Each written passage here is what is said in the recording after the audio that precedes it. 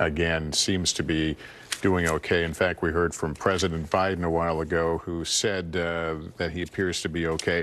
We should note that President Biden says he will be trying to call former President Trump at some point here in the not too distant future. And there, the signal of triumph from former President Trump as he was put into that armored car and taken to, we believe, quite possibly the hospital we were just showing you a moment ago. Our investigative correspondent Tom Winter is with us. He continues to dig out fresh details. What more can you tell us, Tom? Lester, a couple of these things coming from official statements from law enforcement, or for 3 to 4 law enforcement officials, to myself and our colleague Jonathan Dienst. We know that the FBI is now on scene and is assisting the United States Secret Service along with the U.S. Attorney's Office in their investigation into this shooting today at the Trump rally. You were just asking a question about whether we know whether or not the former president was shot directly, either grazed in the ear or in the cheek, or whether or not this was a ricochet. That's something that they're still trying to get a handle on, in whether or not a piece of glass was what may have struck him. But either way, he obviously, from the photographs, was struck in some fashion by something. The other information that we were being told, and I'm going to bring in the reporting of my colleague Kelly O'Donnell on this as well, is that this shooting happened outside the Secret Service perimeter. So for folks that have attended any sort of political rally involving either party, involving a presidential candidate or a former president, you'll notice if you go that you are wanded, or you have to go through a magnetometer, kind of like an airport-style security, if you will. That happens within the perimeter of the event. In leading up to the event, the U.S. Secret Service goes through the event site itself to make sure that there's nothing nefarious stored inside, that nobody's hiding out and waiting for a rally to begin.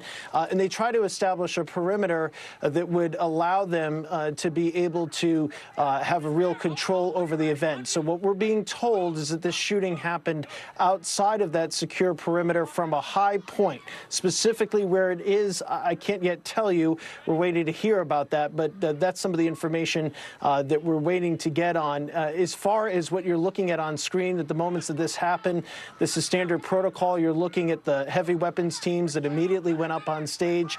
Then you're looking at the Secret Service close protective detail of former President Trump, and this would be very similar at any event involving a former president, that they immediately surround him.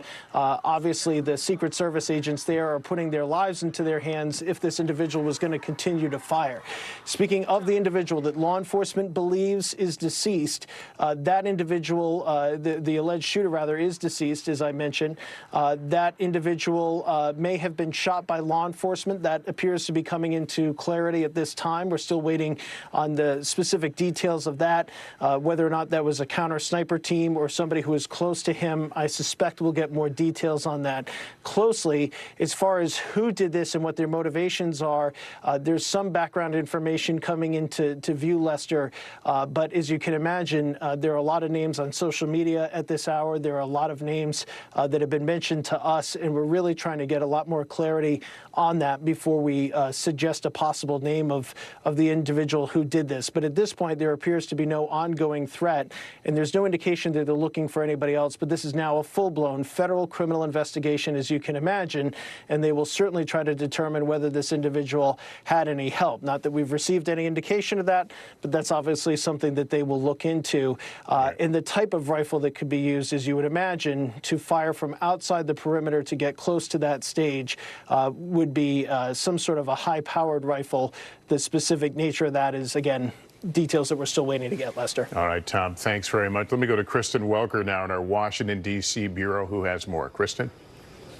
Well, Lester, just to reset for everyone, we are tracking the ongoing investigation that Tom was just talking about in the wake of former President Trump having been rushed off the stage after shots were fired at the Pennsylvania rally where he was speaking. To set the scene for everyone, the day started with the anticipation, the questions swirling about whether this might be the event where he announced his nominee for vice president. Obviously now the mood, the tone, the focus has shifted to this horrific act of political violence that unfolded at this Pennsylvania rally. President Biden did address the nation just a short time ago, saying this is unheard of. Everybody must condemn it. He said he had tried to speak with the former president, had not been able to, but is continuing those attempts. He's also getting briefed. I want to go to our senior White House correspondent, Kelly O'Donnell, who is following all of this along with us. Kelly, what's the latest there? Well, from the Biden White House perspective, this is a moment for trying to get information to the president. He, of course, is in charge of the Department of Justice and the Secret Service that are, of course, the agencies that will be working on this. There is always a careful separation between the executive and the law enforcement capabilities. But that's why the Biden White House has a critical role to play to provide the resources at the federal level to investigate this. The president indicated that he also recognizes that state and local officials are very much involved with this right now. Part of what will be a question going forward is what is the immediate change, if any, to the political calendar that is scheduled for this week, with the Republican National Convention expected to be in Milwaukee with lots of important events. Obviously, a full assessment of what is the condition of the former president right now. We don't have confirmed reporting yet about the state of that. When he left this event site, as the video indicates, of course, he was taken and has the resources around him for medical care. President Biden has said he wishes to speak to Donald Trump tonight. That can happen whenever the two are able to connect. That is not necessarily a vital piece in terms of next steps, but it is the kind of gesture and important connection that actually does send a message right now that this is not about the politics of the moment and that there are bigger issues here, with the current president and several former presidents talking about no room for political violence. We're hearing that from many elected officials on Capitol Hill as well. And right now, we're in a period of a few different streams of information.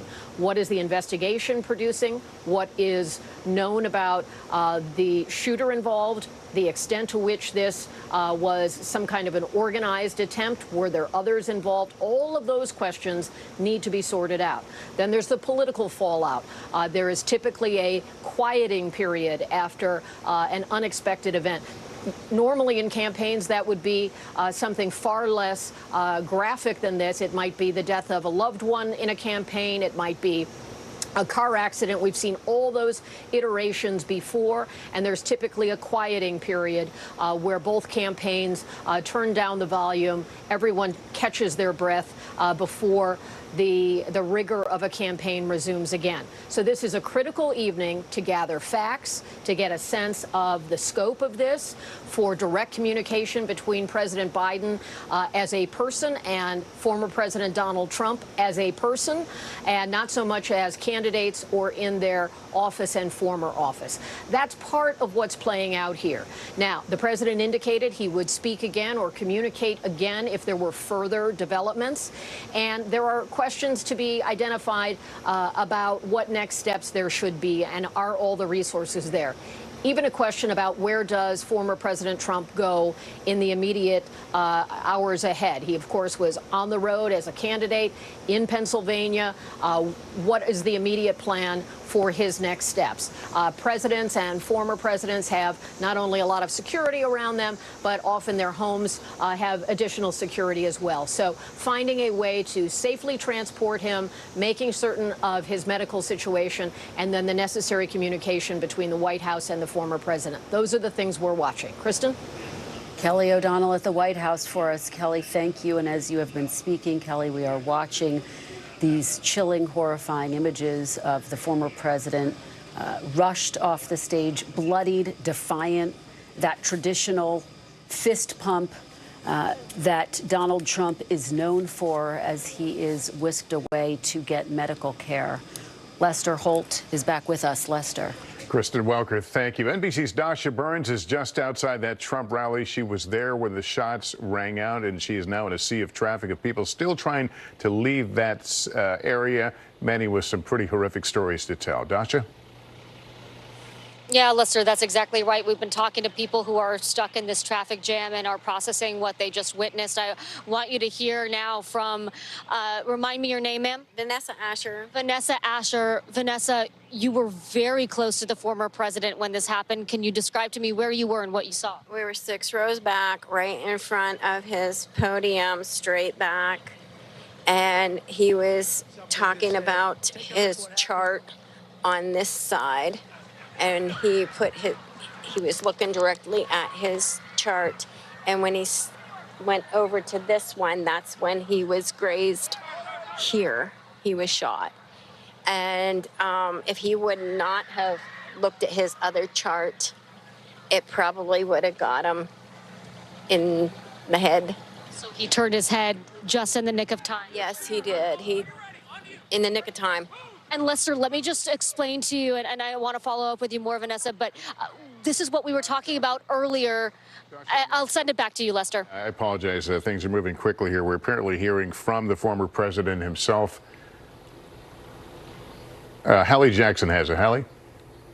It is a new post on his online platform, Truth Social, Lester, in which the former president says, and I will read this in full, because obviously this is the first time that we are now hearing from the former president himself since this incident at his rally in Butler. He says, I want to thank the United States Secret Service and all of law enforcement for their rapid response on the shooting that just took place in Butler, Pennsylvania. Most importantly, the former president continues, I want to extend my condolences to the family of the person at the rally who was killed, and also to the family of another person that was badly injured. He goes on to say, it is incredible that such an act can take place in our country. He also adds, nothing is known at this time about the shooter who is now dead. The former president says he was shot with a bullet that pierced the upper part of my right ear. You're looking at that online post now. So he is confirming, he says that he was shot with a bullet that pierced the upper part of his right ear. He says, I knew immediately that something was wrong and that I heard a whizzing sound, shots, and immediately felt the bullet ripping through the skin. Much bleeding took place, so I realized then what was happening. And he ends this post by saying, God bless America. So, Lester, some significant questions that are being answered now from the former president here as to what happened, as to how he's doing, as to his state of mind. And again, significant in that he is describing in rather vivid detail the moment when he says that bullet went through his ear. He heard the whizzing sound. You're seeing some of these images now, including some that are being circulated by his allies with the former president, his fist raised in the air. He said he felt the bullet ripping through the skin with a lot of bleeding taking place. What we don't know now is where the former president, is headed next. We understand that he is obviously getting treated at that local medical facility. We know from his son, and I will tell you from other sources that I've spoken with, that he appears to be in good spirits. That is what folks are being told, and that his son, who has spoken with him directly, says. And you see the former president able to, obviously in these videos, this image we've been showing, able to move, able to pump his fist, but you see the blood that he's talking about there on his right ear as the former president is describing what happened. Important to note here, he is also, of course, extending condolences to the person who was hurt, the person who was believed to be killed there, and thanking law enforcement for their incredibly fast response. And you saw the response, Lester, in one of these remarkable moments as it unfolded. In some quarters, in some places online, there was a live stream of this happening. Obviously, the cameras of every network in the country were on this, given that he is the presumptive Republican nominee, of course, before this happened. And you see the absolute chaos there in Butler that we've been describing from Dasha, from Jillian, from Jake and Bianca and our teams there as the rest of it unfolded there. So again, Lester, the first statement that we are getting from the former president himself, posted as Donald Trump is wont to do, posted on an online platform there on Truth Social as he's looking to get the message out immediately, as quickly as he can, it appears, to the American people, that he appears to be okay, that he's extending his condolences, and specifically what happened, as he says, that bullet hit his ear, Lester. Yeah, incredible to look at how close that was to hitting a vital area of him. That first description from the former president himself, Hallie Jackson, thanks very much. Our senior White House correspondent Kelly O'Donnell joins us. Kelly, you have a new statement from President Biden. Hold on. Oh, I'm sorry. We're going to go to Garrett Hake right now. Garrett? Lester, in reading that statement from Donald Trump, confirming that, in fact, he was shot in this incident in Butler tonight, I think about the times that I've discussed his safety with members of his campaign over the last year or so, and there has always been tension and awareness in the minds of Donald Trump's campaign staff, even at senior levels, of the risk that he takes every time he goes out. Campaign officials will tell you that he gets an enormous amount of threats, frankly, as many politicians do across the political spectrum, and that the campaign has worked across this very long period of time since he first announced more than a year ago that he would be running for president to balance, in some cases, his desire to hold these kind of mega rallies, these huge outdoor events, with his personal safety. They're very cautious about using what is known in the industry as OTR stops, the idea of him appearing at short notice in certain locations where folks cannot necessarily be screened in the same manner that they are by the Secret Service at events like this. And, you know, any presidential campaign thinks about the candidate's safety. It's a major part of the job. You work with the Secret Service for that reason. But this has been front and center in the minds of campaign staffers going back really since before the launch of this campaign. Obviously, an unusual campaign in the sense that here is someone who has never not had Secret Service protection from the moment he was first sworn in 2017 through this moment. And I think looking ahead now, and this is something that we're trying to report out, is what, if anything, is going to change about the Republican convention next week? Obviously, the former president was set to arrive there on Monday morning. He was expected to be in Milwaukee across those 4 days. These conventions, as many of our viewers know, are very much high security situations, downtowns locked down days in advance, very difficult to go in or out. What will change in the security, and what will change in the messaging of this convention? We've already seen some of Donald Trump's allies, perhaps most notably his son, Eric Trump, making use of that image on your screen right now, the fist pump from Donald Trump in the moments after we now know that he was shot, to say that this is the fighter America needs, in the words of Eric Trump and in the words of many of his allies, who are, I think, you know, setting aside the moment that we're in right now, and especially knowing from the former president's own lips now, or his own fingertips, I suppose, that he's going to be okay. This image of him as a fighter is so central to his political identity, so central to his campaign's strategy, and something that I'm sure will be incorporated into whatever we see of the convention next week. What changes might be taking place right now, Lester, very difficult to say. The campaign is on a complete lockdown, not talking to the press, really working through first what's going on with their candidate and what their next steps will be tomorrow and in the days ahead. All right, we're looking at a motorcade leaving a nearby hospital that has been under heavy security here since all this happened. We have not received confirmation that former President Trump has been treated there, but we did just see it looked like a small motorcade leaving the area. So we'll continue to monitor that picture. Garrett, why have you here? Let's talk about what is likely on the minds of a lot of people. I mean, certainly we're looking at a case where there has been a loss of life. Another spectator has been seriously injured. But this comes as the country and Democrats are still wrestling with the issues over the President Biden's performance in the debate. And now this. I guess it'll take some days to play out as to whether we're looking at another reset and changing how people view this campaign. I think that's right, Lester, and I think it would be a mistake to speculate on exactly what will go forward now. I can only say where it has come to now, and the campaigns that I've covered in the past, the level of intense focus and scrutiny on this presidential election here in early July is very unusual, especially for an election, I think, that a lot of people had kind of tuned out of. Essentially a battle of two incumbents, two people hugely unpopular outside of their own political bases. There was the questions about whether Joe Biden would continue in this race after that debate performance, a historically early debate, and now an intense focus on Donald Trump, on political violence. We know nothing yet about the shooter or his or her motivations. We know nothing yet about exactly why this event took place. But we know the political climate that we're in has been incredibly heated, going back for years. I cover Congress in my other role at this network, and the threat level in Congress has been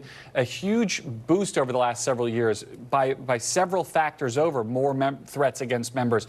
So the political environment has changed in that sense, and the heat is turned up to a level that we're just not used to seeing in the summer, which is often the doldrums of a presidential campaign. The sweepstakes speculation is typically the kind of thing that folks in my business are talking about right now. News only for the most dialed in of the political viewers out there. Now all of a sudden we're talking about what appears to be, what is being investigated as, according to our reporting, as an attempt on the life of a nominee or soon-to-be nominee of the presidency of the United States. The phrase that we are in uncharted waters is completely worn out, Lester, but here we find it once again perhaps the most appropriate way to view our political dynamic. It certainly says it in so many ways. Thank you, Garrett. Let's bring in our senior Washington correspondent, Hallie Jackson. You have received a statement from the Secret Service. What are they saying right now? Yeah, a new statement now putting on the record officially, Lester, what our team has been able to report out from their sources over the course of the last 2 hours or so. I will read it in full here because it's important to note what the Secret Service is saying, that during the rally in Butler tonight at around 6:15 p.m., they say a suspected shooter fired multiple shots toward the stage from an elevated position outside of the rally venue. They say that Secret Service personnel neutralized the shooter, who is now deceased. The Secret Service quickly responded with protective measures, and the former president is safe and being evaluated. The Secret Service spokesperson goes on to say that one spectator was killed, two spectators were critically injured, so badly hurt. The incident is currently under investigation, and the Secret Service has formally notified the Federal Bureau of Investigation. And obviously the FBI and the Secret Service have plenty more work to do here on this front. But Lester, again, significant in that this is the official confirmation that, as we have been reporting here, the suspected shooter here is dead. 2 people have been badly hurt. 1 person was killed here in a moment that is reverberating not just in the political world, but around the country, and I will tell you around the world, with international reaction coming in from world leaders. I want to also share with you some reaction coming in from the former president's daughter, Ivanka Trump, who is posting now in just the last couple of minutes that she is thanking people for their love and prayers for her father and for other victims of today's senseless violence in Butler, Pennsylvania. She says she's grateful to the Secret Service, to law enforcement officers. She continues to pray for our country, ending by saying, "I love you, Dad." Again, from Ivanka Trump, today and always, Lester. All right, Hallie, thank you. For our viewers just joining us as we near the top of the hour, we're on the air with breaking news. We have been for several hours now following the events involving a shooting at Donald Trump's Pennsylvania rally this evening. The former president has been injured. He says he was shot, and he has just posted on Truth Social that he was hit with a bullet that pierced the upper part of his right ear. He says he felt it ripping through his skin. What I want to do here is pause for a moment, and we're going to roll the video of what happened just shortly after 6 p.m. here on the East Coast while Mr. Trump was speaking. Listen closely also to the sound of the gunshots and what's heard of the moments right after that until he is rushed into the car. Here it is. A little bit old, that chart. That chart's a couple of months old, and if you want to really see something that's said, take a look at what happened.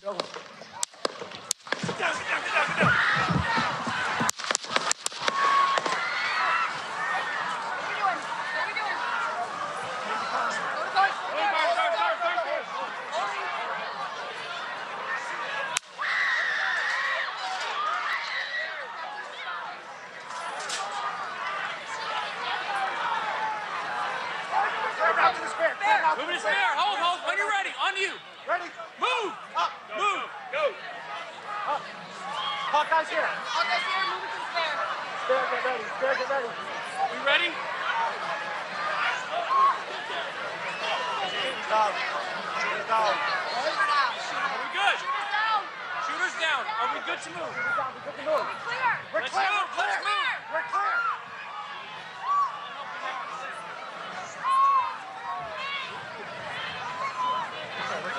Come on.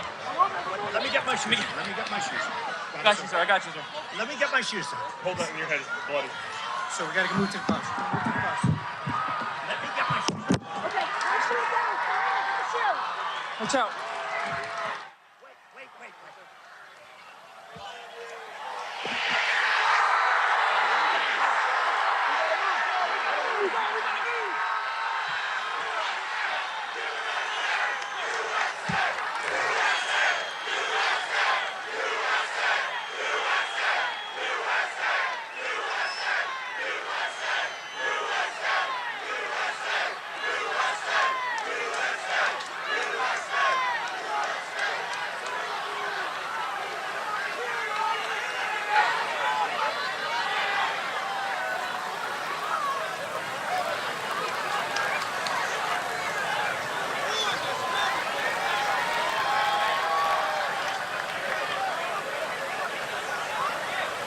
We wanted you to be able to see that really from start to finish to when he ends up here in the armored vehicle and is taken to, we believe, a nearby medical center. What we know right now, the Secret Service says Donald Trump is safe. NBC is reporting the gunman fired a weapon from a high point, an elevated position outside the perimeter of the rally, so outside the Secret Service security area. The shooter is dead. Also, a spectator who was attending the rally has been killed, 2 others injured. President Biden has been has talked to the nation. He addressed the nation just a short time ago. I have tried to get a hold of Donald. He's with his doctors. Apparently he's doing well. I plan on talking to him shortly, I hope, when I get back to the telephone. Look, there's no place in America for this kind of violence. It's sick. It's sick. It's one of the reasons why we have to unite this country. We cannot allow for this to be happening. We cannot be like this. We cannot condone this. And the president saying he plans to call former President Trump. President Trump, we should note, has issued a statement extending his condolences to the loved ones of the rally goer who was killed and another who was injured. He also thanked law enforcement and first responders for their quick action. His campaign says he is fine and is being checked out at a local medical facility. His son, Don Jr., weighing in, saying his dad is in great spirits. Let's go right to Richard Goldinger, the Butler County, Pennsylvania DA, who joins me on the phone. Sir, thank you for talking to us. First of all, were you at the rally this evening? Lester, no, I was not present at the rally today. No. All right. Can you tell us what at least the early part of the investigation has shown in terms of what we know potentially about the shooter and his motive? Well, I don't know anything about a motive. I can tell you basically what you've already stated. We have, a spectator dead, unfortunately. We have a second spectator injured and seriously. And the shooter obviously is dead also. So, yeah, that's where we are at this point. The Secret Service, as we see, moved in quickly but methodically as they work to protect the former president. What interaction occurs before a rally like this between local officials such as yourself and the Secret Service? Well, I can tell you that for the last week or so, when this was first announced, that they have been talking to the Pennsylvania State Police, our local municipal officers. We have a CERT team that was activated for this event, and there was a lot of coordination to provide safety for not only the former president, but everybody that attended this event. So there was a lot of preparation put into this, obviously in a short period of time, but these people are professionals, so they know what they're doing, and they put the proper steps into place to provide safety to everybody that was going to be there. Mr. Goldinger, do you know, is this venue, is it a kind of a portable setup, or is it a setup that's there permanently? No, it's a permanent setup. It's sort of like, it's called the farm show, but it's sort of like a fair. So it's a large, wide open area. There's actually an airport there also, a small airport. So, yeah, it wasn't anything that they had to come in and set things up as far as, well, we're going to have this event here. They had to set the bleachers up and everything like that. But, yeah, and then I'm curious, are you familiar, we're now getting the reporting that the shooter fired from an elevated position. Can you, in your mind, picture what that position might have been? Is there a nearby hill? I absolutely can.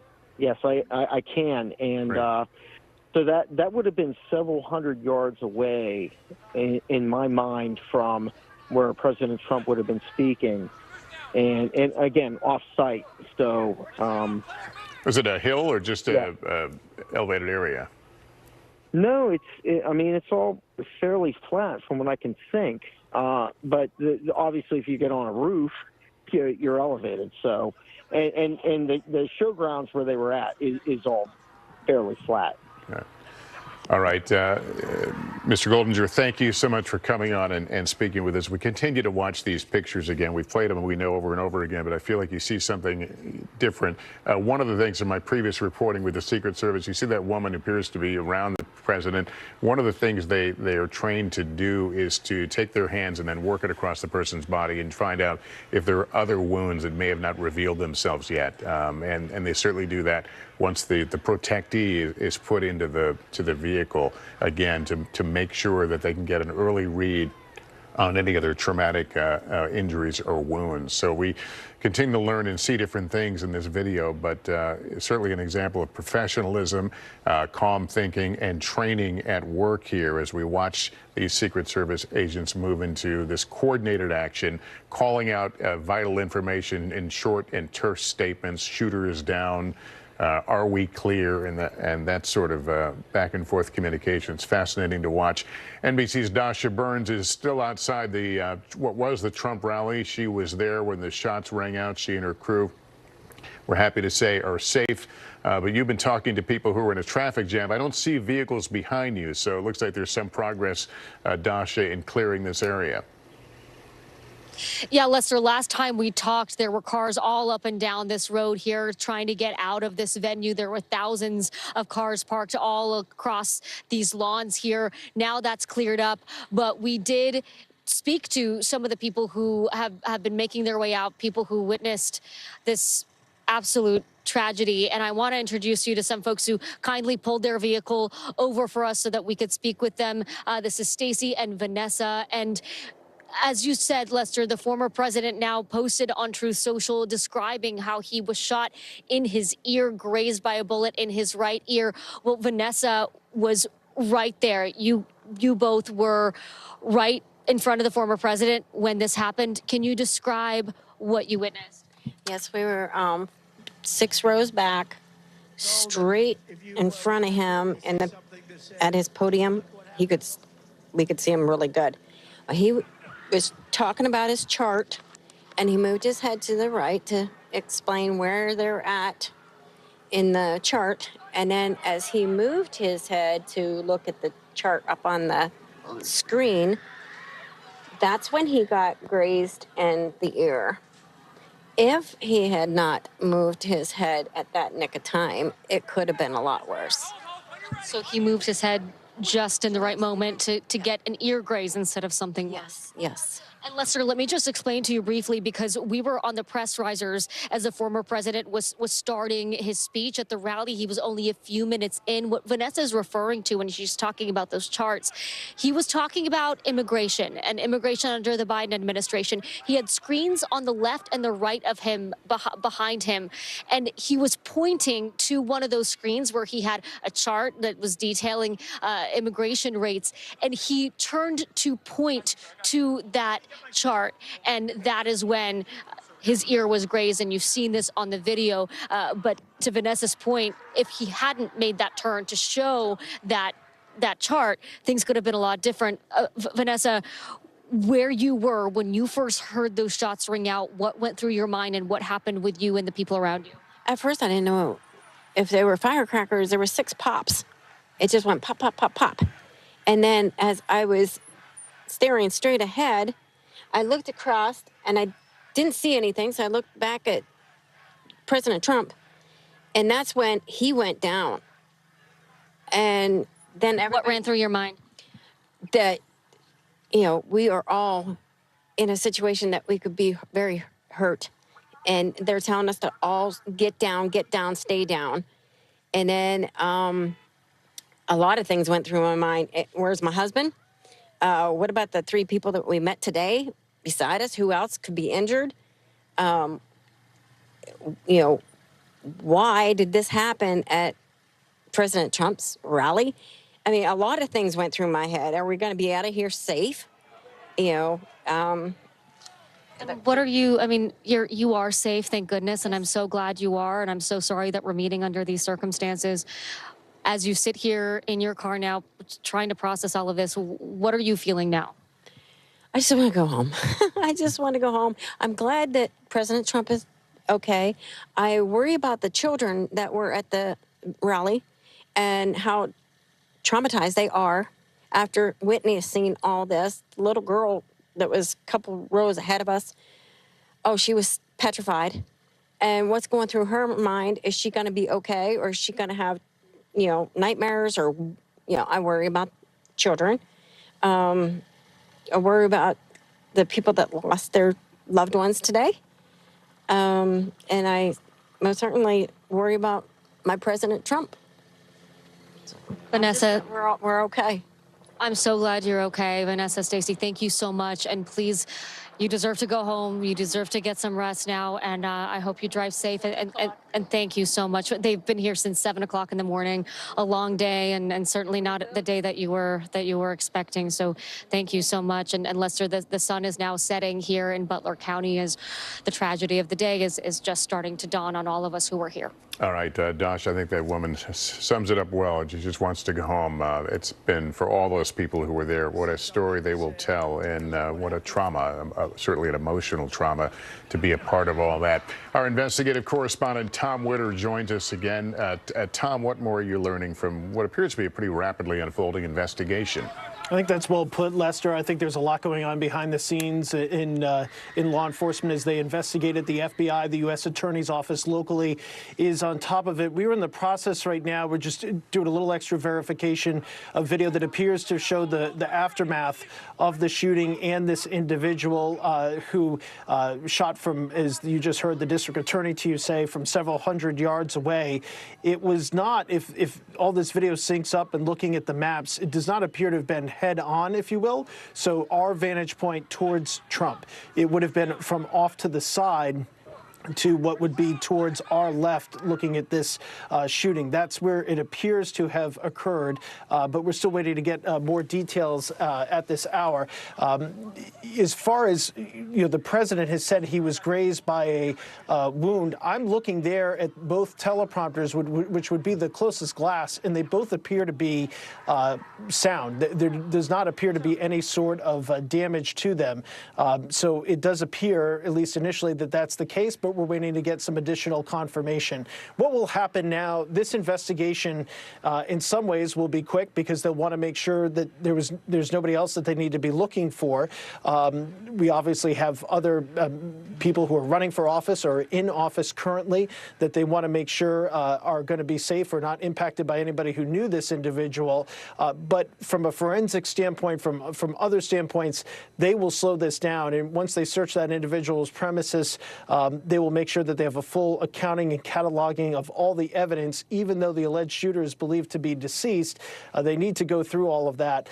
And just to take a bit of a step back here, Lester, we have been talking about for months, the FBI director has talked to you specifically about the incredible threat environment, and I don't use that word in a good way, but the incredible threat environment that is facing the United States.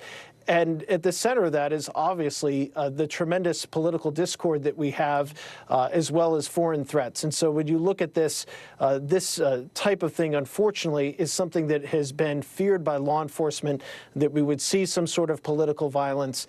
And obviously, that's something that appears to have happened here today. So we're waiting to get more details. We do not have a name. I will caution people that are, as so often happens, Lester, as you know now, people are watching us and listening to what we have to say and keeping an eye on their phones and social media. There are several names that are going around on social media that I can tell you are flat out not true. Some of those individuals have been involved in prior mass shooting events. Some of those individuals are bloggers from foreign countries who have no nexus to this whatsoever. And so there's no indication, at least at this stage, that any of the names that have been widely circulated on social media are in fact associated with this shooter. And I think it's important for people to point that out. I'm not going to mention them because for some of those people, they have nothing to do with this, and we certainly don't want to give them any notoriety for no good reason. Yeah, important to point out. All right, Tom Witter, thank you. We'll come back to you as you continue to gather more information. I'm going to bring back Evie Pomperus, a former Secret Service agent.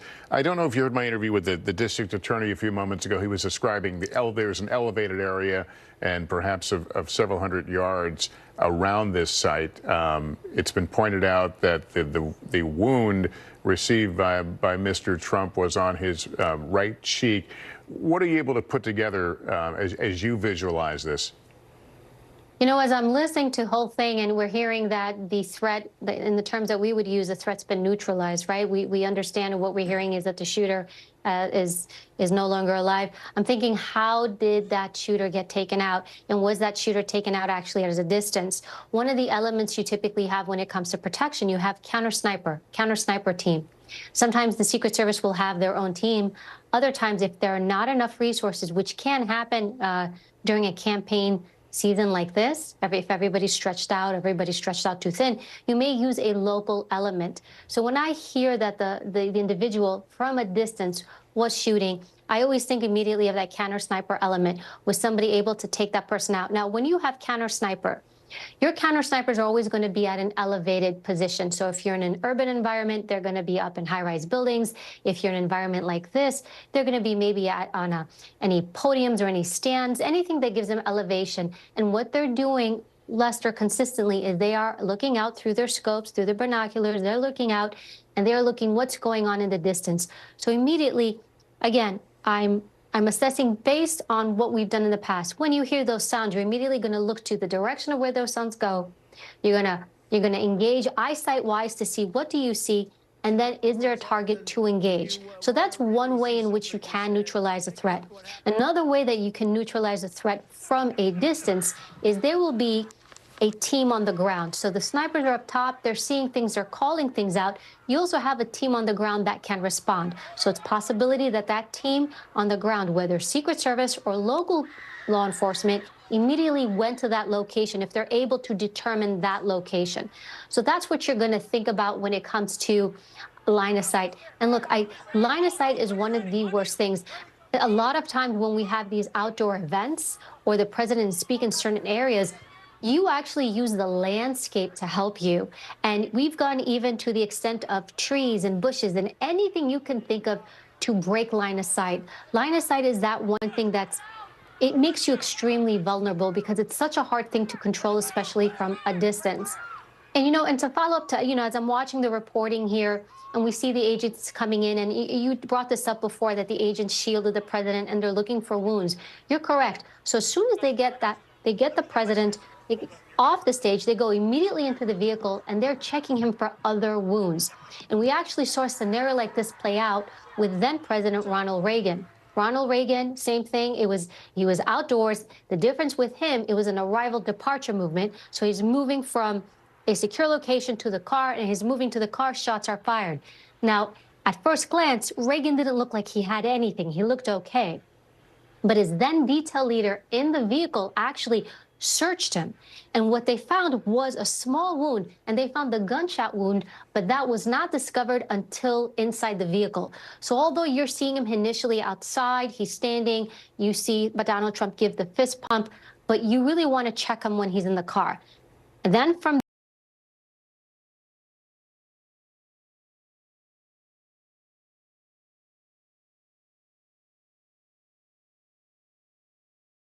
that's put into basically the strategic response. You always have a hospital. That hospital, when you pick one, you're looking for something called a Trauma 1 hospital. Why do you want Trauma 1 hospital? A Trauma 1 hospital is a hospital that can deal with gunshot wounds. They can deal with mass trauma. So when you have a protectee, the idea, and in training, you understand that if they're going to be attacked, it's going to be likely with a weapon, a shot. So you want to take your protectee to a facility that can treat gunshot wounds, that can treat serious trauma. So it's very likely that the facility that Donald Trump was taken to was a facility like this. There's always an agent there in advance. They go in advance to speak to the medical staff. So there is a medical protocol that is put in place so that when something like this happens, the hospital and that agent is already there to receive the president and to do an assessment on him. Let me ask you about who makes the decision as to how the venues are used. Does the campaign simply call up and say, hey, we're going to be at this site, you guys figure out how to secure it? Or do you tend to work together with the campaigns? How does that go? It's usually the first, and it's probably one of the hardest things. The U.S. Secret Service works really hard to try not to intervene, not to interfere in their protectees movements. Look, the President of the United States, a former president, when they're campaigning, they need to be with the people, shaking hands, talking to everybody. Secret Service, you want to keep them secure. You want to keep them away from everyone. So the goal is to try to let them do their job, because they're a person of the people. So who do they need to be with? The people. So Secret Service typically allows staff to pick the locations. We will go there. It's very, very rare. I have to say, I don't think I've ever seen it where they were told, no, you can't do it here. They are an agency that is very can-do. We can do this. I have to tell you, at first glance, even with this location, I don't see anything different than the other rallies I've been to myself. So this is quite common. Now, Secret Service can say no, but you really have to have a good reason as to why you're going to say no and justify that. Abby, thank you. You continue to provide us with rich information as we try to visualize all these things and understand it and really interpret some of the video we've been seeing. We appreciate it. We'll ask you to stand by. I want to talk to Congressman Mike Kelly now. He was at that rally with his grandkids. Congressman, thank you for being with us. You guys okay? Yes, Lester, thank you. We're fine. How close were you to the former president, and what did you witness? So I was about maybe 50 feet away from the podium where President Trump was speaking, and that with some other congressional members and a member for the Senate. But and then behind me were the stanchions where people were sitting in the seats. So very close to it. A very strange day. You can imagine where I live in Butler, Pennsylvania. This is an agriculture town. This is an ag area, right? And we had it at the Butler Farm Show today, which is for years I've been coming here. And actually, we always participate in the 4-H sale here, where the children bring their animals in and sell them. They make pies and cakes. And they have all these contests. This is about as basic as you can get. This is about as basic America as you can find. And today, Lester, I got to tell you, it was a beautiful summer day. People celebrating, people happy, people grilling food and getting ready for President Trump to come in. And then the aftermath of it was just shaking. You just couldn't believe it. And I'm really concerned as we go forward. There's something wrong in America right now. Look, this doesn't make sense. I will tell you this, though, as President Trump and his right ear, the bullet went through his right ear. It's a fraction of an inch maybe away from killing him. As he was leaving and as they were carrying him out, the Secret Service, he put his hand up in the air like, I'm okay. Unfortunately, the people behind me, about 10 rows up in the stands, there were people up there yelling and screaming, and they were talking. They had blood on their shirts and stuff, and there was a man who was down there. The security team rushed over there. They took him out of the stands, and apparently he has since passed away. But Lester, there's something wrong. There's something wrong in America today. This is we certainly today look like a third world country. Look, if you don't like whoever the candidate is, just don't vote for them. An attempted assassination on a presumption of the candidate. We're going into our convention this week. Former President Trump, is going to come out as our candidate. What is wrong? What has happened in America? This is absolutely bizarre. Do you think that we will hear a different tone for the rest of this campaign coming from frankly, both sides? You know what? I would sure hope so. But do you know, and because I think you all covered this before, in 2017, our Republican baseball team was practicing for a spring baseball game as a charity event. And our leader now, Steve Scalise, was, again, a gunman attacked our guys while they were at practice and shooting up the place. Yeah, I reported that. I just don't understand this anymore. I really don't understand. The greatest nation in the world right now has succumbed to being a third world country.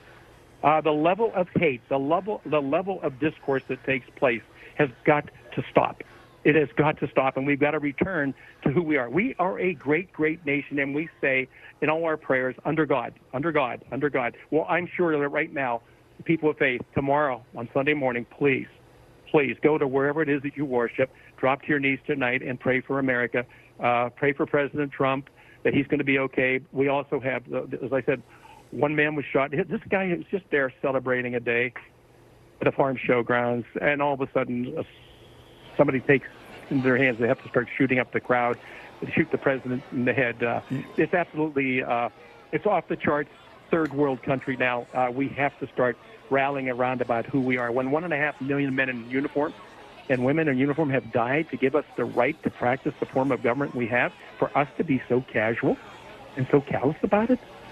No. It's time for America to get back to being America. And Congressman, you were there with your grandchildren. I didn't get the ages of were the young children? Yeah. I mean, so we had children there anywhere from 4 years old up to 12 years old. Let's see, about 10 of them. My wife was there. My sister-in-law was there with her grandchildren. One of my sons was with me. And you have to wonder, as the children came back, they're just, Grandpa, why would somebody do that? Grandpa, why did somebody do that? They don't like President Trump. Just don't vote for him. And I've said, kids, I'll tell you what. That's why Grandpa is in Congress. We have got to go. We have got to get this country back on the beam. We cannot allow this to continue to unravel. Lester, I mean, really, we're like a third world country right now, right? I mean, this is absolutely off the charts, evil.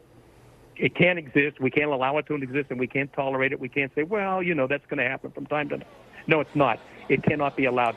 1.5 million men and women in uniform to give us the right to vote and do the things we do, for it to be this way now? Obviously a shocking and terrible evening as we hear the former president is okay, but as we've noted that one person was killed, 2 others have been badly injured in this. Congressman, thank you for taking a few minutes. We're glad you and the kids you're with are safe. I want to go to Garrett Hake now. He covers former President Trump. Garrett, Donald Trump has posted tonight on Truth Social. Talk through us what he wrote.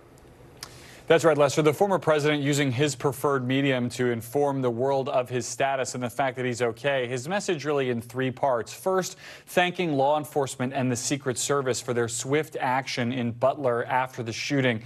Second, offering his condolences for the person in the crowd, presumably a Trump supporter, who was killed and the other person seriously injured, about whom we don't have any additional update now. And then describing his experience with what he says was being shot through the skin of his right ear, saying that he knew immediately that it was a bullet. He felt the bullet ripping through skin. He says much bleeding took place, and he realized what had happened. He concludes, God bless America. We don't know yet, Lester, if this will be the only communication we get from the former president tonight. He is, of course, scheduled to go to Milwaukee and be seen there on Monday for the start of the Republican National Convention. But obviously, not just a personal crisis for him, a sort of crisis for the country with this moment of apparent political violence with an apparent assassination attempt, but also a crisis for his campaign that will now have to figure out what exact steps they'll need to take, both to make sure he remains safe today, tomorrow, and going forward, particularly with the convention where tens of thousands of people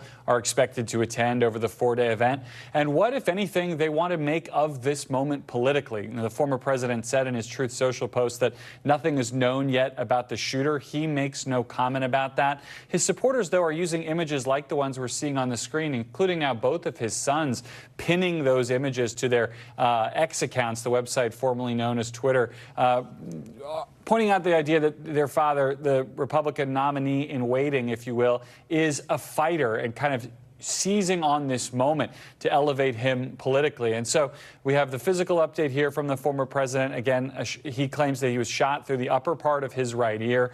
By all accounts, will be just fine. The political reverberations, of course, entirely unpredictable at this moment, but already going on behind the scenes. The Trump campaign, as we've reported earlier in the evening, putting their staffers on lockdown, telling people not to talk to the press, not to talk at all, while they figure out the steps at a more senior level they want to take going forward. And Lester, I'll just add, as I mentioned earlier in our broadcast tonight, that concerns about the former president's safety on the campaign trail have always been on the front burner at the senior level of the Trump campaign. The mega rallies that he likes to hold with tens of thousands of people in open areas. Concerns about how to continue to conduct those safely in a in kind of a hot political environment, in an environment where he just might not be safe.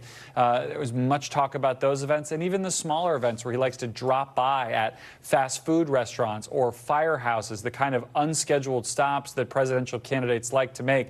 At every single one of these stops that are discussed, there are serious high-level discussions about whether they can be conducted safely. It'll be borne out in the reporting to come what kind of conversations were had about this rally and how, if at all, Donald Trump will change his posture towards these rallies that have become such a hallmark of his over his political career. Yeah, I was going to ask you about that because this is a part of his certainly his political identity. He loves these type of moments in these rallies, so it would be hard to imagine his campaign without that. But I guess that is one of the many. Well. Yeah, go ahead.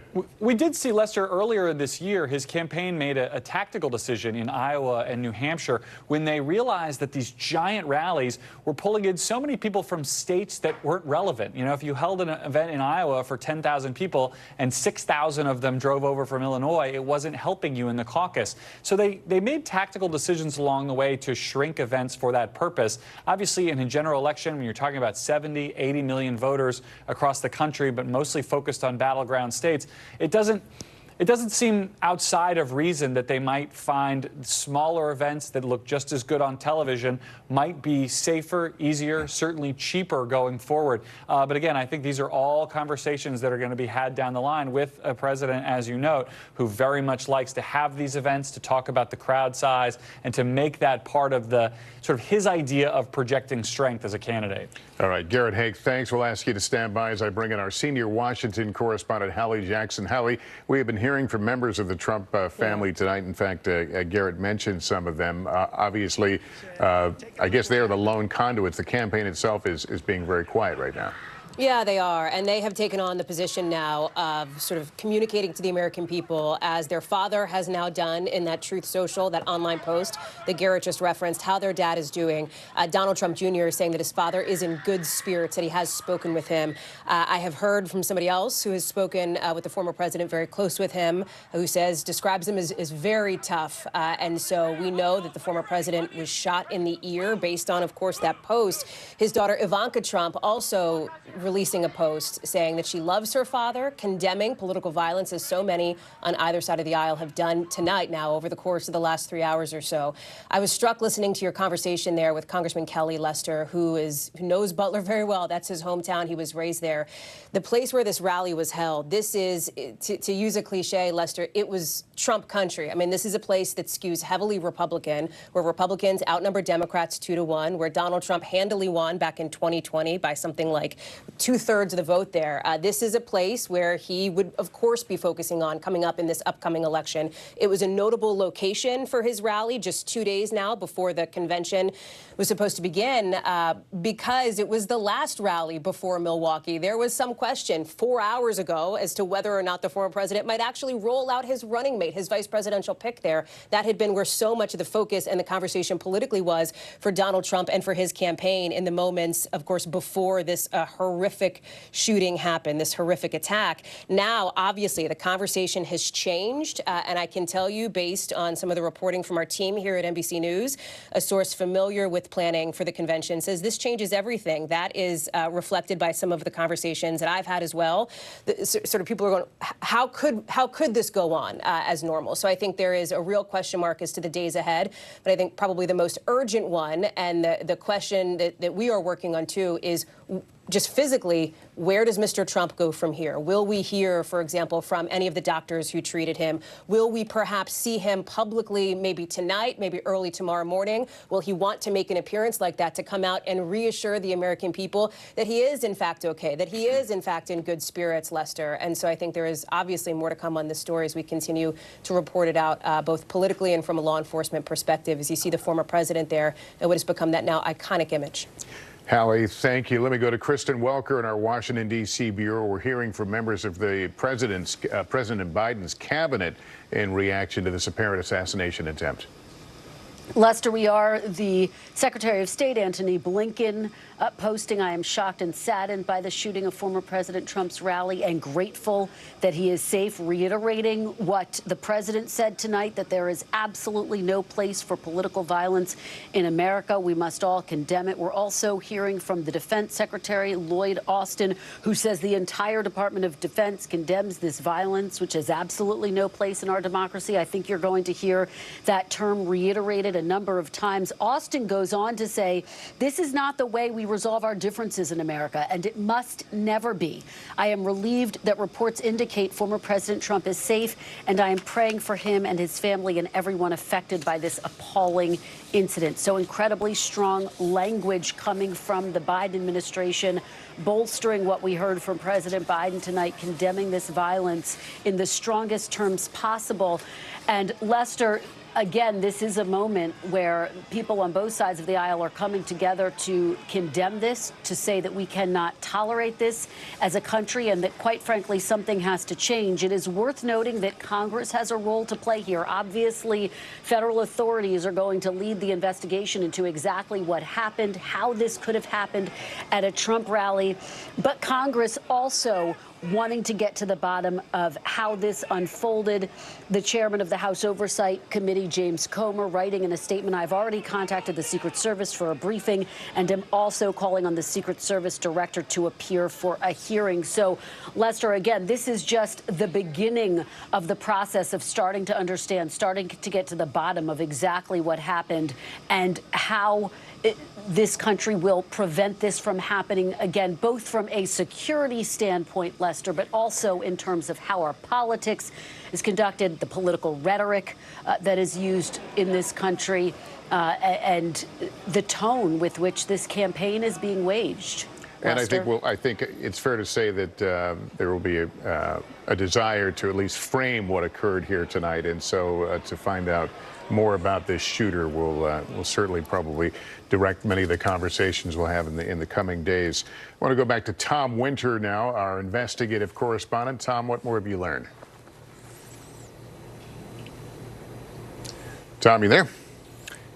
Yeah, hey, Lester. Sorry, we've just been on the phone, as you can imagine. worries. I've got a couple of phones all working at once. We can say that the shooter has been identified to us by 4 senior law enforcement officials as a male.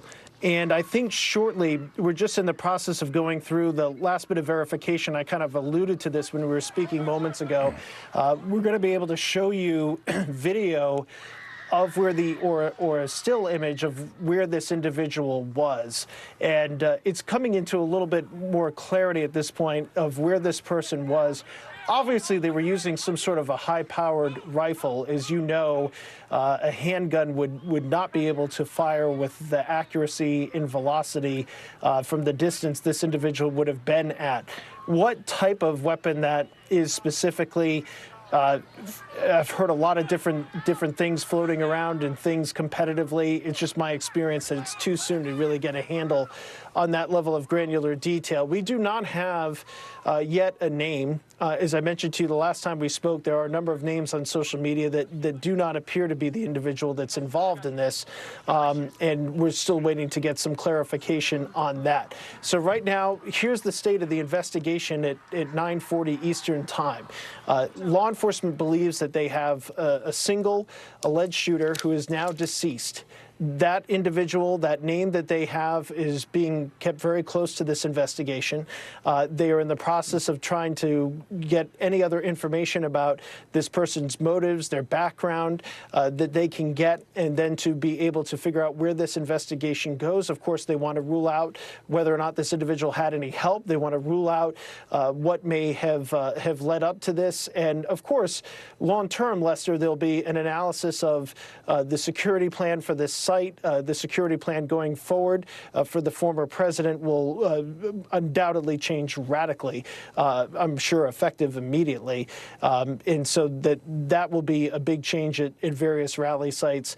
And then there'll be a look into, was there anything about this individual that could have been looked at further? Did anybody know if they had any sort of knowledge of this in advance? So those are all the things that are happening literally as we speak. We do know that the FBI was was requested by the U.S. Secret Service to investigate this, and that call was obviously taken, and the FBI is very much involved, along with the local U.S. Attorney's Office. And they will go through and get the necessary warrants for the property of this individual and anybody known to them. And the question is, obviously, where did things come from and when, and was this person picked up in the moments beforehand?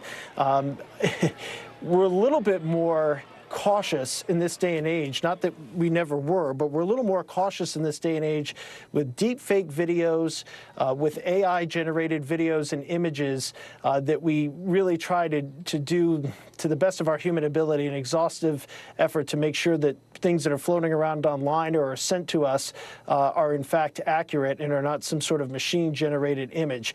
The images you are looking at are most certainly not. And it should be pointed out that there's a number of photographers that are part of the press pool who took these photographs, and as well as the video that we've seen, and that those individuals obviously were potentially in harm's way as well, but not as much, obviously, as the Secret Service agents who rushed to surround the former president and make sure that if there were any other shots that were fired, that it would hit those Secret Service agents and not Trump. All right, Tom, thanks for that update. When you were able to show us those images you mentioned earlier, just let us know and we'll go back to you. But I want to go to Milwaukee right now, where they are preparing for the Republican National Convention this coming week. Vaughn Hilliard is there. And Vaughn, I understand we're getting some word from the RNC about going forward. Right, Lester. A great many of the delegates are already here in Milwaukee. Of course, the expectation was that elected officials, of course, the former president and presumptive Republican nominee himself would be making their way to town here in Milwaukee for the week-long convention. The new statement here from the RNC, I want to read it directly to you. Quote, as was communicated earlier this evening, President Trump is doing well and grateful to law enforcement and first responders for their fast action. President Trump looks forward to joining you all in Milwaukee as we proceed with our convention to nominate to serve as the 47th President of the United States. As our party's nominee, President Trump will continue to share his vision to make America great again. Sincerely, Donald J. Trump for President 2024. Senior advisors Susie Wiles and Chris LaCivita. Lester, I just talked to two of the delegates here at the convention that are already in town. Reince Priebus, who folks will recall was the former RNC chairman. He is playing host here in his hometown of Milwaukee for this convention. There is a reception this evening for the delegates, the thousands of delegates coming here to Wisconsin. That reception this evening has been canceled. There are formal meetings for the Republican convention ahead of the formal festivities during the week. Those are still on tap to take place tomorrow, before Monday night's primetime addresses begin. Of course, Donald Trump himself is slated to take the stage here at this arena on Thursday night. His vice presidential running mate is slated to take the stage on Wednesday night. Of course, we do not know who this individual is at that time. One of the delegates I talked to here this evening, Lester, told me that he expects the energy to only increase with today's events in the apparent assassination attempt of the presumptive Republican nominee. With less than 120 days until the general election, that delegate suggesting to me that the TV ratings for that Thursday night primetime speech that will happen 10, 11 p.m. Eastern time will be high.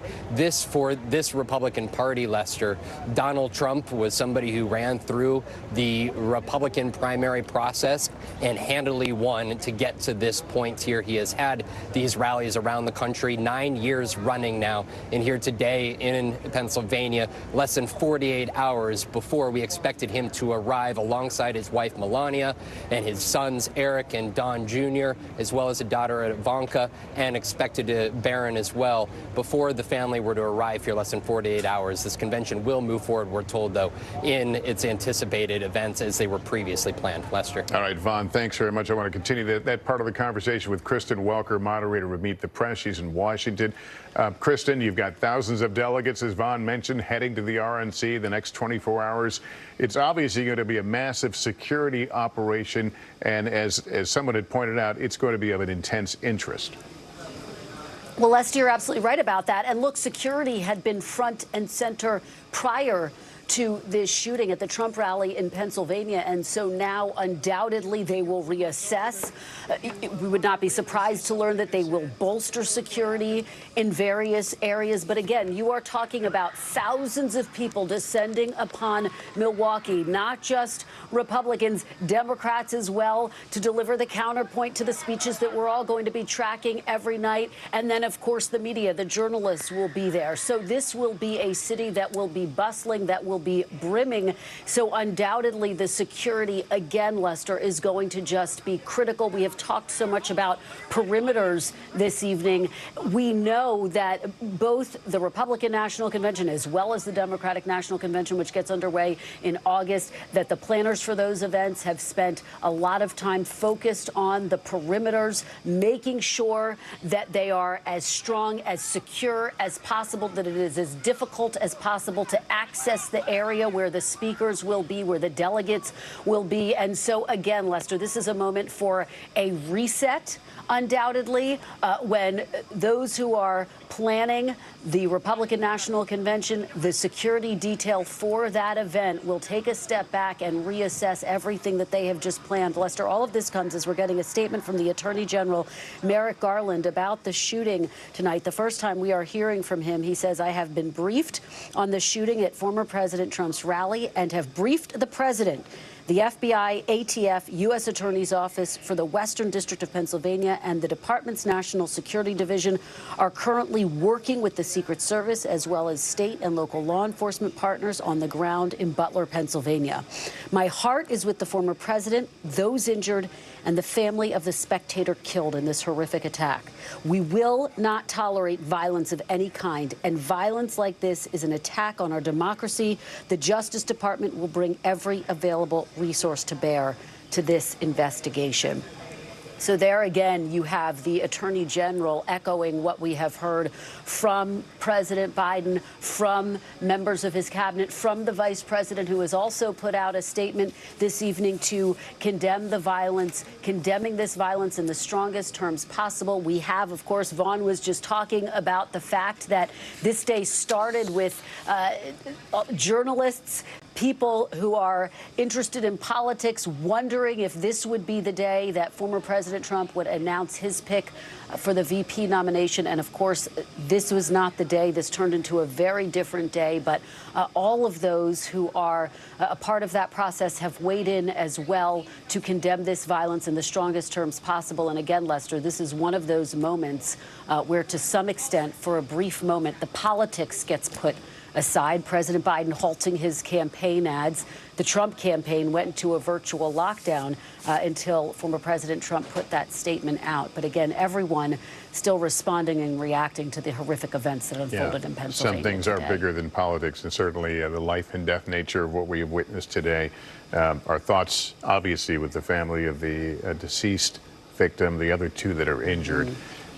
On this horrific day. We want to bring in Evie Pampouras, again, a former Secret Service agent. If I can continue the conversation we were having with Kristen with you regarding strengthening the security, potentially strengthening the security at the Republican National Committee. I would think there's only so much you can do, considering it was already a high threat environment. What sort of options will the Secret Service have to spread its footprint?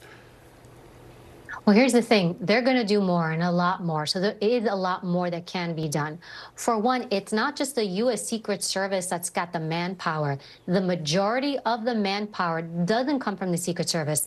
The majority of the manpower comes from the local police department, the men and women that work locally and for the state. So you're going to see an upscale of the state and the local police entities coming into security.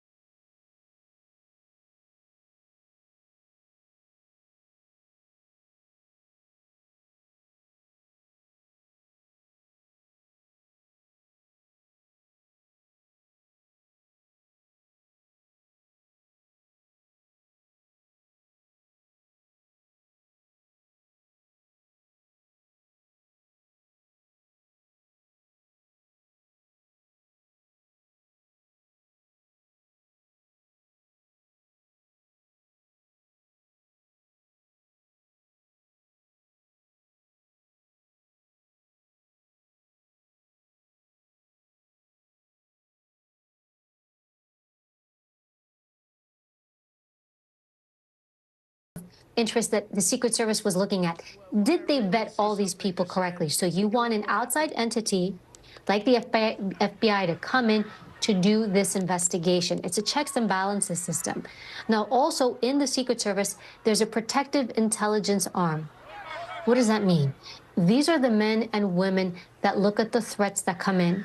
As you can imagine, protectees, presidents, former presidents, all sorts of folks, there are a lot of threats that come in. And one of the issues is, what should we pay attention to, and what is nothing? And it can be a really difficult thing to determine. What do I follow up on? What do I think is minimal or not as important? So they're going to go back and they're going to look. This individual, were they of any interest? Were there any indicators of this specific person? Had they made any comments, posts? What was going on? And had they ever come into the radar or realm of the U.S. Secret Service or any other local police entity? And if so, what happened? Did they interview this person? Did they decide that the person was not of any interest? That's going to come into play.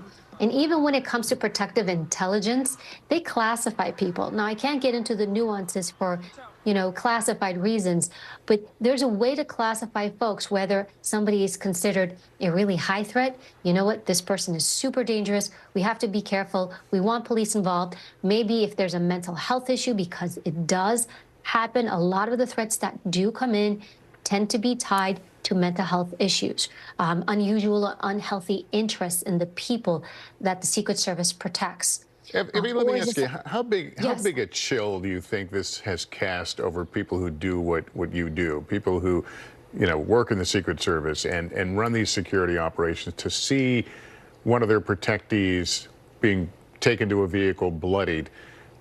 How does that affect the people that do this? A big deal.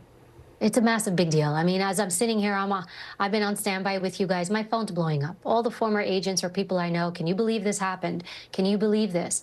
This is not a small thing. It really isn't. I know we're breaking it down play by play, but from the protective realm, this stuff does not happen. It doesn't happen, and that's a good thing. You know why? Because security plans are put into place so you can minimize this stuff. But I have to say, you can only control so many things. These open rallies, they are really difficult. And I wonder if moving forward, we're going to see less and less of these. Lester, in your time when you did your reporting, and when Kristen was talking before, I actually worked alongside Kristen when I was still in the Secret Service, and she was in the press pool.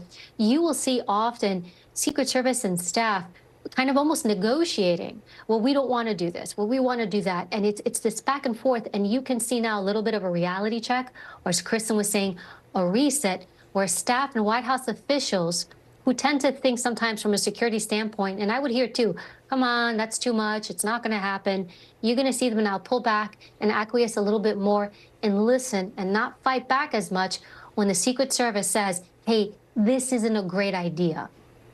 Does the Secret Service have to educate the protectees? Are they, do they get a briefing about what to expect if something like this occurs, what to do, how to react? They do get a briefing. They obviously know where to stand, where not to move. So if you look at podiums, and again, a lot of the podiums, not this one specifically, but most podiums, especially the president, a lot of them are ballistic in nature, so they understand, hey, when you're speaking, don't step away from the podium, or if they do step away, it's choreographed.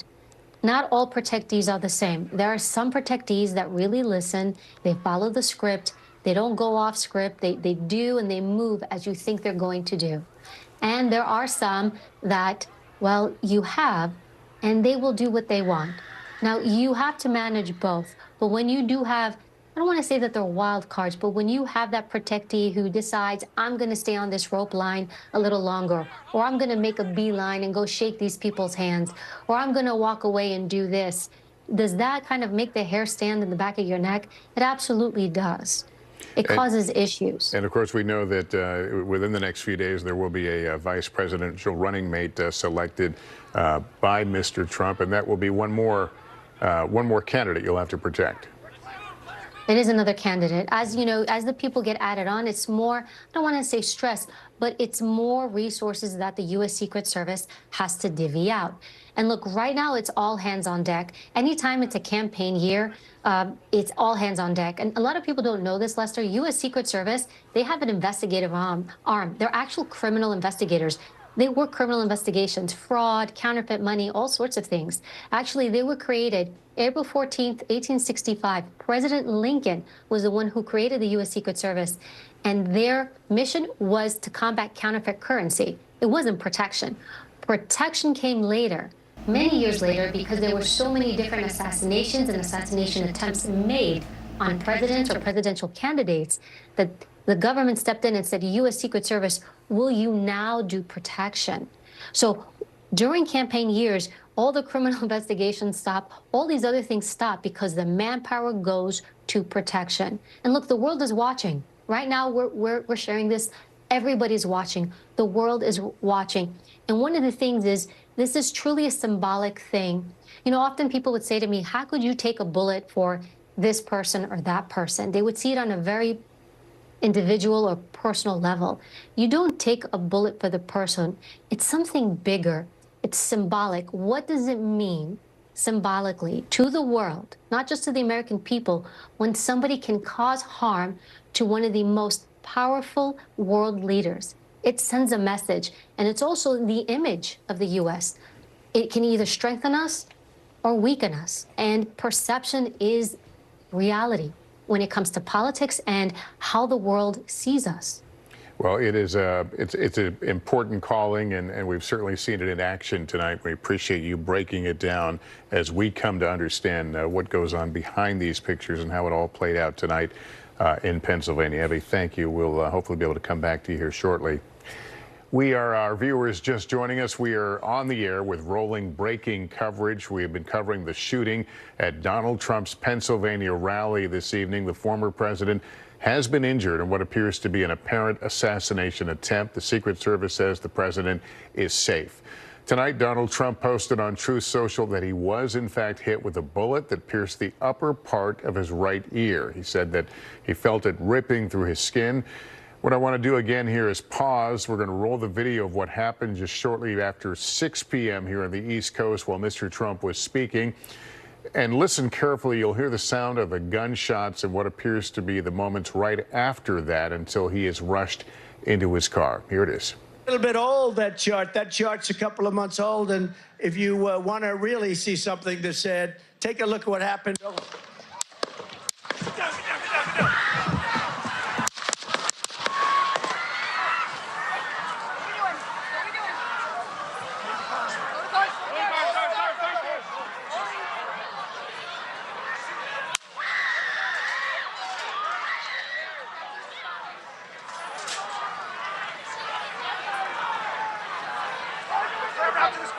Move to the spare. Hold. When you're ready. On you. Ready. Move. Up. Move. Go. Up. Hawkeye's here. Hawkeye's here. Move it to the spare.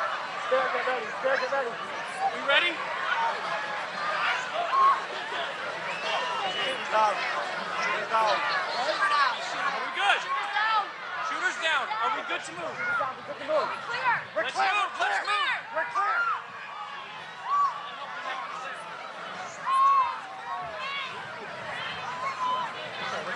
Come on.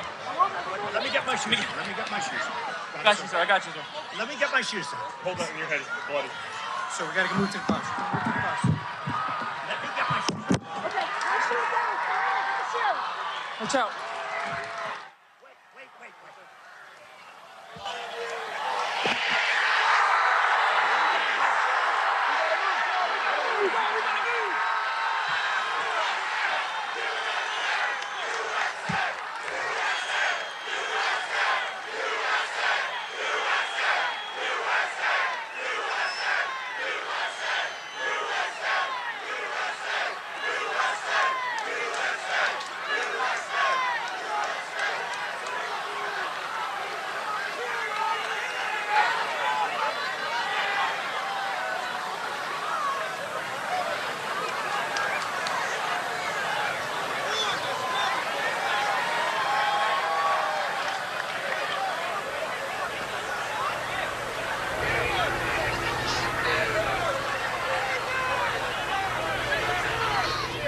And that is the point that he's put in the car and taken to a medical facility. Here's what we know right now. If you're just joining us, the gunman fired a weapon from a high point outside the perimeter of the rally, so outside the Secret Service security area, if you will. The shooter, described as a male, is dead. Also, a spectator who was attending the rally has been killed, and 2 others who were there were critically injured, according to the Secret Service. President Biden has been briefed. He addressed the nation a little while ago. But the bottom line is that the Trump rally was a rally that he should have been able to be conducted peacefully without any problem. But the idea that there's political violence or violence in America like this is just unheard of. It's just not appropriate. And everybody must condemn it. Everybody. And former President Trump has issued a statement extending his condolences to the loved ones of the rally goer who was killed and the others who were injured. He also thanked law enforcement and first responders for their quick action. His campaign says he is fine and has been checked out at a local medical center. His son Don Jr. weighed in, saying his dad is in great spirits. His daughter Ivanka wrote on social media, thanking supporters for their love and prayers for her father and the other victims of today's senseless violence. And another important note, Mr. Trump says he looks forward to attending the Republican convention in Milwaukee this coming week. Let's get right to NBC investigative correspondent Tom Winter, who has more on the investigation. Tom?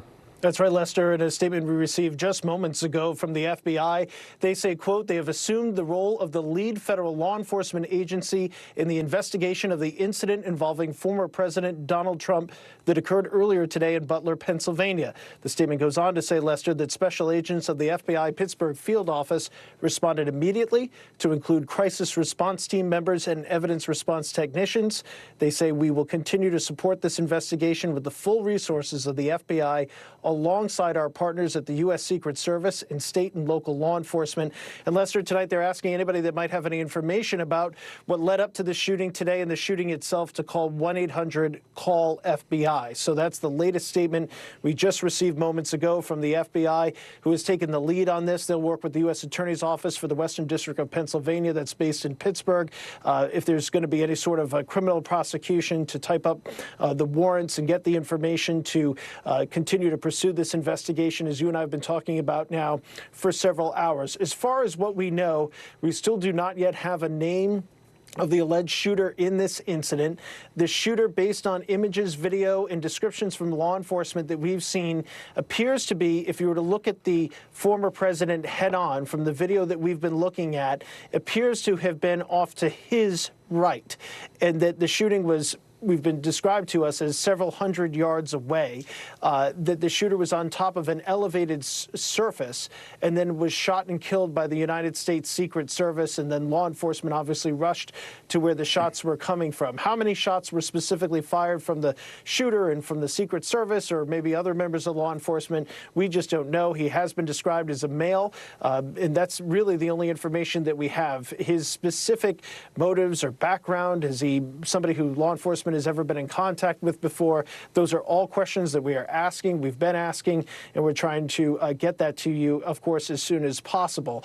As far as where things go from here, there's obviously a convention involving this candidate starting in just a day plus time, and he is expected to address the RNC obviously on Thursday evening. He has a vice president pick to make, and so what would be normally a very busy time for the Secret Service as they pick up a potential vice president or a vice president candidate, as I should say, that now it's going to be only so much more intense because of this obvious apparent assassination attempt on the former president and the presumptive Republican nominee. And so this changes the game radically. The New York City Police Department tonight beefing up their presence outside of the Trump Tower, just a couple of blocks from where you and I are sitting up Fifth Avenue, where, of course, the former president has a residence. Now, he hasn't been staying there. His new residence is Mar-a-Lago in Florida, as you know, but they have beefed up out of an abundance of caution. No specific intelligence that something would happen at Trump Tower, but I think based on the events today, you can see any of the Trump properties where he has stayed, where he might stay, to face an increased law enforcement presence until everybody figures out exactly what's going on here. We've seen no indication that there are any other individuals involved. On the other hand, nobody so far has told us that there are no other individuals involved, and that's obviously part of an active investigation. They do have images of this person, they do have their body, and so presumably they do have an identification as well. And so we'll continue to track the specifics about this person, what may have led up to it, and all the questions that we would normally ask, including the type of weapon that may have been used in this. But obviously, law enforcement, I can tell you, up and down the East Coast tonight, acutely aware of what happened today and following it very closely. And as you and I have discussed on numerous occasions in your exclusive interview with the FBI director, we are no doubt in a heightened threat environment. They've been very concerned about the idea of some sort of a political-based violence. And obviously tonight it appears we've seen exactly that, Lester. All right, Tom Winter, our investigative producer with the very latest. Tom, thanks very much. We should note while you were talking, we got word that the President Biden, will be cutting short his Delaware weekend and heading back to the White House, apparently as a result of all of this. NBC's Dasha Burns is just outside that Trump rally. She was there when the shots rang out. Dasha, earlier we saw people, you were talking to people who were leaving the rally site. Were any of them detained, not obviously for suspects, but detained for questioning as witnesses of what they saw? Yeah, Lester, one of the gentlemen that we spoke with who was right next to the man who was shot and killed. He was just next to him, a couple of yards away at the rally. He actually said he helped to carry his body out of the venue. He's an OBGYN from Pennsylvania. His name is Joseph. We spoke with him earlier as we've been in this parking lot. Here you see now night has fallen in Butler County. This parking lot that was just recently filled with thousands and thousands of cars, people who came here for a political rally, never thinking that something like this would happen here in Butler County, a small rural area that's typically pretty quiet. Now this lot is empty, and we did have a conversation with that man, Joseph, who says he has been waiting to speak with Secret Service. We're going to follow up with him to see how that conversation went, but he said he had been planning on having that conversation. I want you to take a listen to some of this interview and some of what he heard. That is where I ran into a man named Joseph, and I want to introduce him to you now. And as we just learned, Joseph, you weren't listening to the program here, but Lester Holt, NBC News, just reporting that one of the attendees has deceased, has died from injuries as a result of the shooting. Joseph, you told me off camera that you may have witnessed this, and I'm so sorry to be talking to you in this tragic moment, but can you describe what it is that you saw? I was attending the rally. I was in the set of bleachers, the very far left of the podium where President Trump was speaking. I was there with friends. I heard several gunshots. The man beside me suffered a gunshot wound to the head, was instantly killed, fell to the bottom of the bleachers. Another woman looked like she got hit in the forearm or hand. And then at that point in time,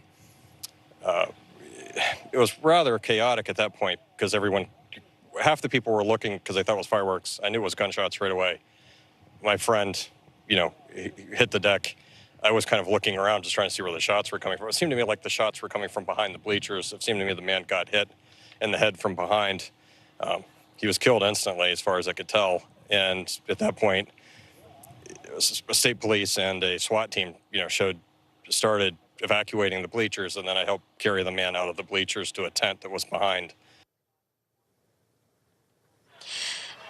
And Lester, that's just one of the several harrowing stories that we heard from eyewitnesses today, people of all ages, people talking about the children that they saw, who they are so concerned about, who obviously are going to live with this trauma for the rest of their lives. Our own team, it was myself, my producer Bianca, our cameraman Sirkin, our audio technician Henry, our embed Jake. We were all there. We were all in the press pen when we heard those shots first ring out. All of us initially thinking this must be fireworks. There's no way this could happen here. We know how intense the security is around these events, and then coming to realize the the reality of the situation, that it was, in fact, what we fear most when we think about the divisive political environment that we are in right now. I spoke to another woman named Vanessa, who was just a few rows behind the former president. She says she witnessed him turn his head to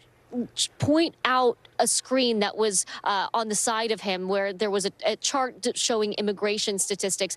He turned to point at the moment that she saw that blood come out of his ear, that we now know from his own Truth Social post was a bullet grazing his ear. She says if he hadn't turned his head at that very moment, things could have been very different for the former president and the current Republican candidate for president of the United States, Lester. Yeah, I think anybody that looks at that picture comes to the same conclusion how close this was.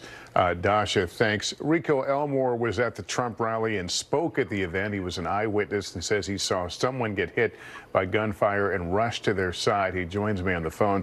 Rico, where were you in relation to the president?